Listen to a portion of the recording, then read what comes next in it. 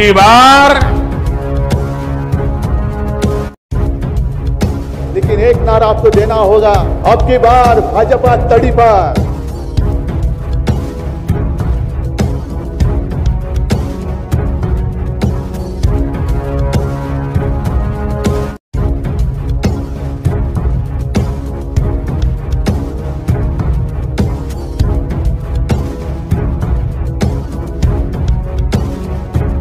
नंदुरबार लोकसभा मतदारसंघाचे महाविकास आघाडीचे उमेदवार ॲडव्होकेट गोवाल पाडवी यांनी शक्ती प्रदर्शनासह उमेदवारी अर्ज दाखल केला। यावेळी त्यांच्या समर्थनात हजारोचा जनसमुदाय नंदुरबारच्या रस्त्यावर उतरला होता। नंदुरबार शहरात सर्वत्र महाविकास आघाडीचे बॅनर, झेंडे व कार्यकर्ते घोषणा देताना दिसून येत होते। काँग्रेसच्या उमेदवाराच्या समर्थनात हजारो नागरिक अर्ज दाखल करण्यासाठी या महारॅलीत सामील झाले होते। त्यामुळे मतदारांची व कार्यकर्त्यांची ही गर्दी फक्त गर्दी नव्हे तर एक विश्वास होता असे दिसत होते। जणू काही यंदा जनतेचे ठरले आहे। त्यांना मिळालेला अभूतपूर्व प्रतिसाद पाहून नंदुरबार मतदारसंघात परिवर्तन होणार असा विश्वास लोकांच्या दिसून येत होता। यावेळी महाविकास आघाडी उमेदवाराच्या समर्थनात नंदुरबार जिल्ह्यातील सर्व महाविकास आघाडीचे व त्यांना समर्थन देणाऱ्या संघटनांचे प्रमुख नेते, कार्यकर्ते व पदाधिकारी मोठ्या संख्येने उपस्थित होते।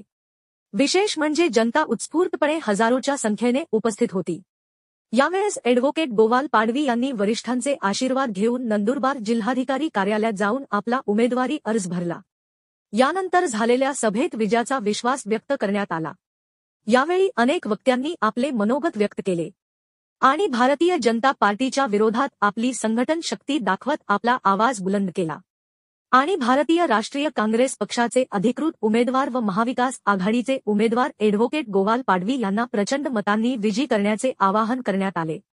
नंदुरबार जिल्ह्यातील घराणेशाही मोडून काढण्यासाठी व दिल्लीतील भाजपाची हुकुमशाही दूर करण्यासाठी जनता आता पेटली असून माफ करा मोदीजी, आपकी बार नहीं मिलेगा नंदुरबार अशा घोषणा दिल्या जात होत्या। त्यामुळे या महालीतून दाखवण्यात आलेल्या शक्ती प्रदर्शन व भारतीय राष्ट्रीय काँग्रेस आणि महाविकास आघाडीच्या उमेदवाराला मिळालेले जनसमर्थन पाहून विरोधकांच्या मनात धडकी भरली आहे।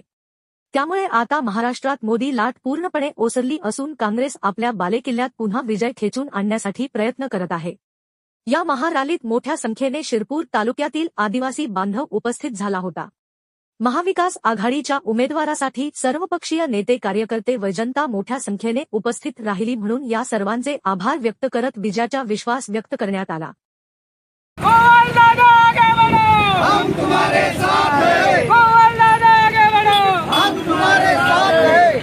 आज महाविकास आघाडीचे उमेदवार माननीय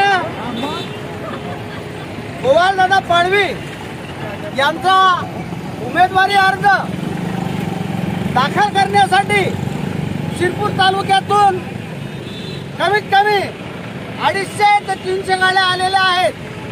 या अगोदर भाजपच्या उमेदवाराचा ज्यावेळेस उमेदवारी अर्ज दाखल करण्यात आला त्यावेळेस मोठा गवगवा करण्यात आला की शिरपूर विधानसभा क्षेत्रातून जास्तीत जास्त मत हे भाजपला जाईल।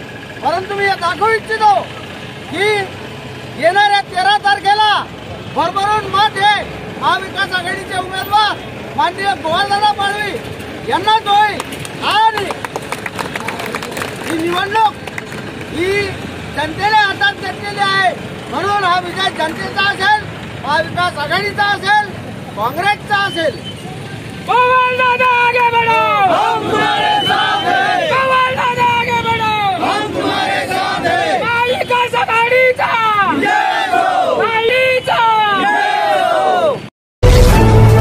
बातमीला सत्याचा आधार म्हणजेच निर्भीड विचार।